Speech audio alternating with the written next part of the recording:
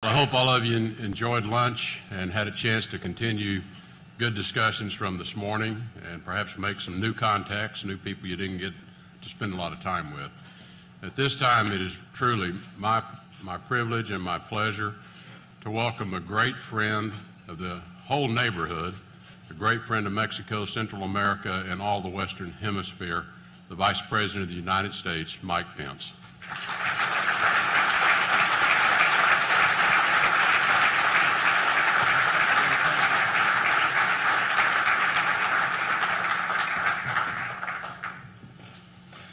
Thank you, Mr. Secretary, and thank you all. I'm truly honored to be with you at this important gathering. But before I begin, allow me to address the attack that took place yesterday in our nation's capital.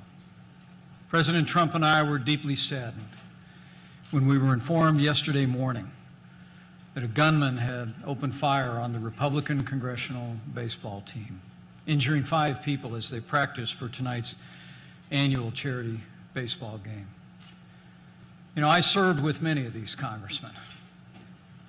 They're my friends, including Representative Steve Scalise, who was seriously wounded. But I can say with confidence that he continues to receive the best possible medical care at MedStar Hospital in Washington, D.C. Congressman Scalise is a good man. He's a principled leader and a patriot. And like all those who come to serve in our nation's capital, Steve loves this country, and his service does credit to the people of his state and the people of this nation. Karen and I join millions across America in praying for Steve, for all the injured and their families in this difficult time. But we're especially grateful to the brave police officers who ran into danger without regard to their personal safety. As I told her and her family this morning at the hospital, the courageous actions of Officer Crystal Griner and that of Officer David Bailey saved lives and prevented an even greater tragedy. And the American people are grateful for these courageous police officers.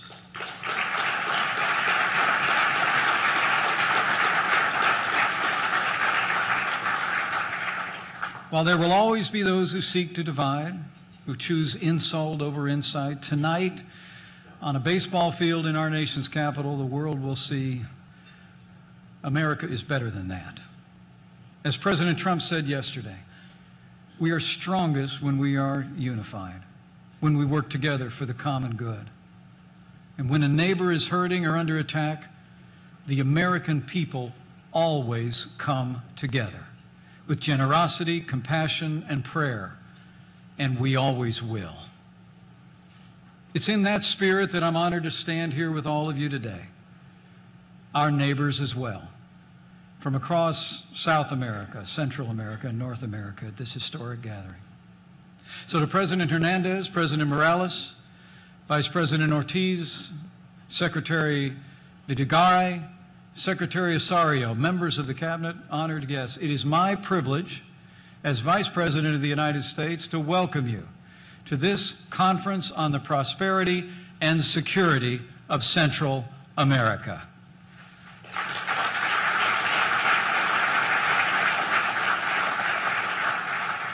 I bring greetings today from my friend and a champion of the strong partnership between the United States and Central America, the 45th President of the United States, President Donald Trump. Allow me also to thank Secretary of State Rex Tillerson and Secretary John Kelly and their Departments of State and Homeland Security for their extraordinary efforts in bringing together this historic gathering. Allow me to also thank the government of Mexico for their full partnership in making this event possible. Let's give these departments and let's give the government of Mexico a vigorous round of applause. Thank you.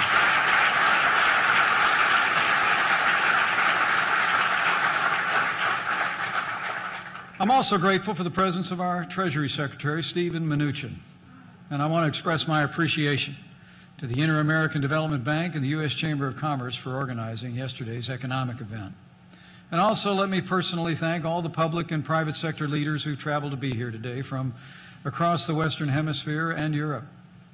Before such a distinguished group of leaders, Today, it is my privilege, on President Trump's behalf, to thank President Hernandez, to thank President Morales, and to thank President Ortiz for the progress you have made in the Northern Triangle. We congratulate you and we commend you.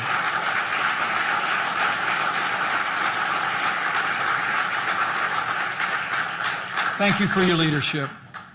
Thank you for your courage. And thank you for your strong stand and your personal sacrifice to ensure a more secure and prosperous Central America. We couldn't be more grateful. Since the founding of the Alliance for Prosperity in 2014, Guatemala, Honduras, and El Salvador have devoted significant resources toward a brighter future for your people. You've courageously pursued the fight against corruption, crime, and drug trafficking. You've undertaken structural reforms to establish a stronger foundation for economic growth. And you're working in close cooperation with regional partners, your business communities, and multinational institutions to implement long-term solutions to the problems facing Central America. Your resolve is impressive. And know today that you have the great respect of the President of the United States and the American people.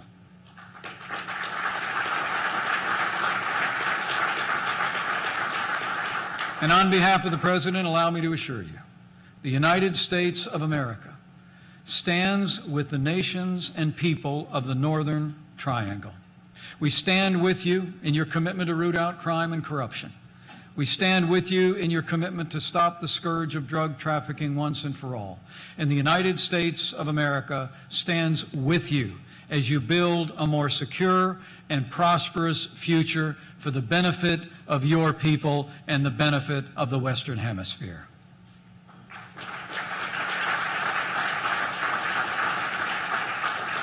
In a word, we're in this together. As the President has said often, his highest duty as President of the United States is to keep America safe. But this President knows that your security and your prosperity are directly connected to ours. This very gathering is a testament to President Trump's commitment to a stronger, safer, and more prosperous Central America. I'm pleased to announce at the President's direction that I'll be traveling to Central and South America later this year to continue to build on the good work being done at this conference.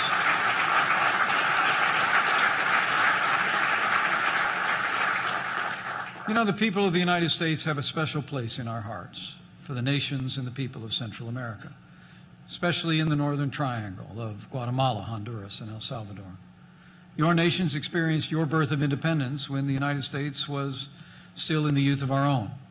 We're bound together by history and geography. We're bound together by commerce and the nearly $25 billion in goods and services that flow between us every year. But most of all, we're bound together by friendship, by the rich traditions and contributions that the sons and daughters of the Northern Triangle have made to the fabric of American life and make to this day. Be assured the United States is proud of our strong partnership with the nations of the Northern Triangle. We are committed to strengthening that partnership so that we can continue to address the significant problems facing our neighborhood. You sit at the heart of the Western Hemisphere, where North meets South, and every day, countless people and products pass over your streets, through your airports, your seaports, and across your borders. By and large, this flow of commerce and crowds benefits us both in the exchange of culture and goods and services. But as we all know, Central America has been plagued as well by vicious gangs and vast criminal organizations that drive illegal immigration and carry illegal drugs on northward to a journey to the United States. These criminal syndicates wreak havoc everywhere their tentacles spread, as your people know all too well. At this very moment, there's an estimated 85,000 active gang members in the Northern Triangle alone. They bring untold misery, corruption, and violence to your communities. 1 out of every 5 citizens in this region is a victim of crime every year, from theft to extortion to kidnapping to human trafficking or worse. But the consequences of this rampant crime are not restricted to the Northern Triangle. They radiate outward and swiftly reach us here in the United States. Central America is merely the beginning of a journey far for too many migrants fleeing poverty and violence. It's merely a stop on the highway as people confront the merchants of death in the region. Driven by the high demand for narcotics here in the United States, fully 80% of documented drug traffic travels through Central America. 80%. The American people are reminded of the terrible cost of drug trafficking, gang violence, and illegal immigration every day. We see it in the gangs and violence that plague our streets and cities. We see it in the news with the names of the victims and their families. We see it on the faces of our families and friends who've fallen prey to the scourge of drug addiction. President Trump has made it clear that this must end, and under his leadership and yours, this will end.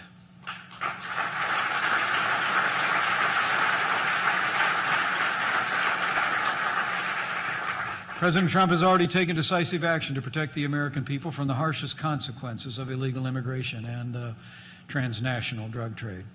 This president has ordered the creation of, in his words, an aggressive strategy to dismantle the criminal cartels that have spread across our nation. And our administration has wasted no time under the leadership of Secretary Kelly in removing gang members, drug dealers, and criminals off the streets of America.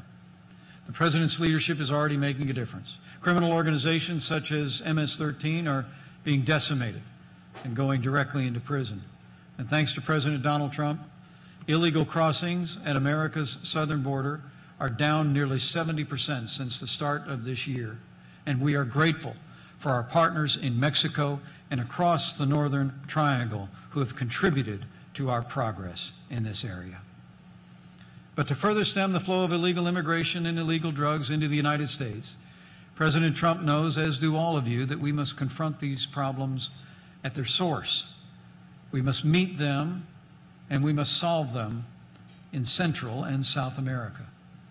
The United States partnership with the Northern Triangle is built to accomplish this vital mission.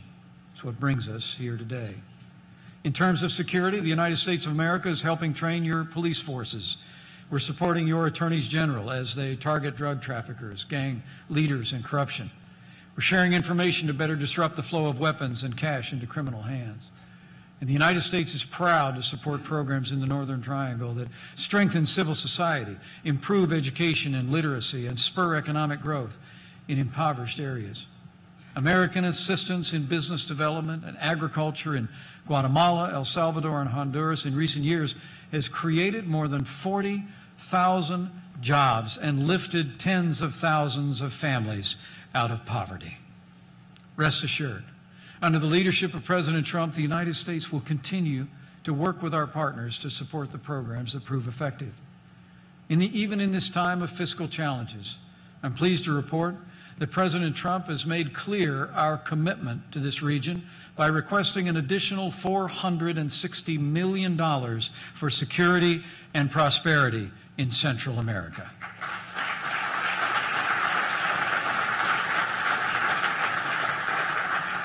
But as you all know, the most important work throughout the region is to be done by the nations and the people who call it home. A secure and prosperous Central America requires nothing short of national transformation on an ongoing basis from within, in the economy, in civil society, in the halls of government. And in the Northern Triangle, we ask you with great respect that you maintain and seek to expand your commitment to tackle these problems head on. Through the Alliance for Prosperity, you've already made sustained commitments in recent years, exceeding $2.8 billion to stimulate growth, improve safety, root out corruption, end the environment of impunity, and enact other important reforms. These are vital investments in your future. Yet continued action is more necessary now than ever before. On behalf of the President, we urge you to cement the gains that you have made and make renewed progress toward our shared goal of security and prosperity in Central America. Working together, we will continue to build professional and accountable civilian police forces throughout the region. We'll continue to support your campaign against public corruption and to strengthen the rule of law. And together, we'll continue to provide more people with a path out of poverty, to give the citizens of Central America a better path and a brighter future.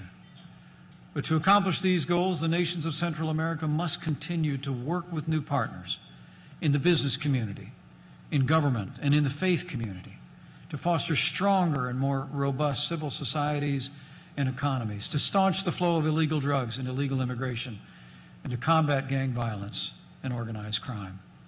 A flourishing economy gives people a reason to put down roots in the land of their birth and to grow, rather than fleeing to the north. Good-paying jobs give people an alternative to a life of poverty, hopelessness, and crime. By fostering opportunity in the cities and towns of Central America, we'll keep families together. We'll create stronger and more stable communities where your sons and daughters can climb the ladder of success and build a brighter future for themselves, their loved ones, and your nations as a whole. The surest way to make progress toward opportunity and prosperity is for the nations of the Northern Triangle to continue to break down barriers to job creation and growth, to reform their tax and regulatory systems, and to root out corruption at every level of government. This room is proof that businesses also see tremendous opportunity in the Northern Triangle and beyond. Businesses from North and Central America are so well represented here, as are the Inter-American Development Bank, the World Bank, and the International Monetary Fund. These institutions and industry leaders, I can assure you, want to partner with your nations to improve the investment climate, to create jobs, to spur the kind of growth that will build a foundation for a brighter future for your nation and for ours. And on behalf of the President and all the American businesses represented here, I can promise you, we want you to grow. We want to export more goods and services to your countries because your success is our success. These are the new and stronger partnerships that will be necessary for a more prosperous Central America. And a more prosperous Central America built on a foundation of democracy and the rule of law will be an inspiration to other nations in this hemisphere and beyond. We need only look to the nation of Venezuela to see what happens when democracy is undermined. That once rich nation's collapse into authoritarianism has pushed it into poverty and caused untold suffering for the Venezuelan people.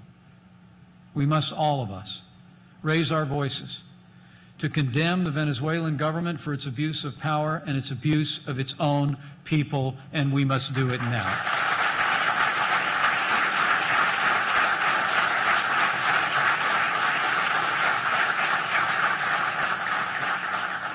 And across the wider region, we must show Venezuela and its people that there is a better path, the path of democracy, of justice.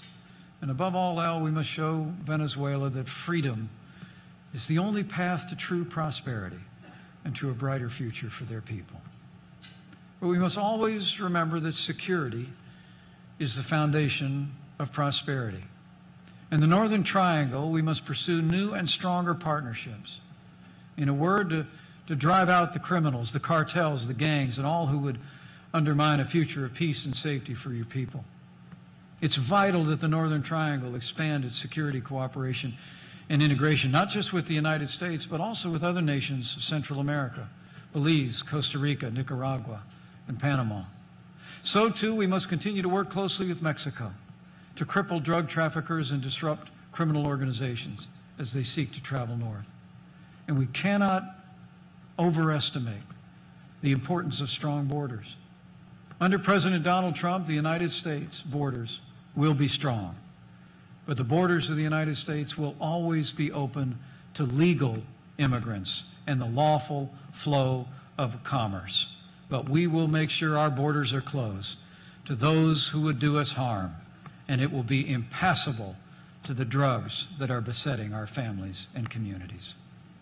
Today, we pledge to strengthen the bonds that join the United States, the Northern Triangle, and all the nations of Central America together in this new world. Let today mark the beginning of a new era here in the new world, of partnership and progress throughout our neighborhood for the benefit of all of our people. You know, as the old book says, let us encourage one another and build each other up, just as in fact we are doing. Together, I know we will build on the foundation of friendship between our lands and between our people. Together, we will reach new heights of safety and security and peace and prosperity. And together, with the help of all the leaders gathered here, with your determination and renewed commitment to the principles that make security and prosperity possible, with President Donald Trump in the White House, and with God's help, I know we will finish the task before us. We will step forward together in the Western Hemisphere and meet the glorious future that awaits us. Thank you. God bless you. God bless Central America, and God bless the United States of America.